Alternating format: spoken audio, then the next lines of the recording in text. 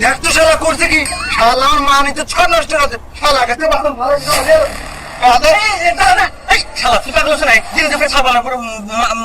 মারিস আর কইস না, শালা আমার মান সম্মান সব দুবালা দিছে। কোন থেকে নিয়ে ভাগা নিয়ে এসে বাড়ি করে এসছে। আরে চুপ কর, ভগবান হইস না। আরে যুগে সব সফল একদম ঘরেই থাকে। কেরা ঘটনা কি, কাহিনী কি কত?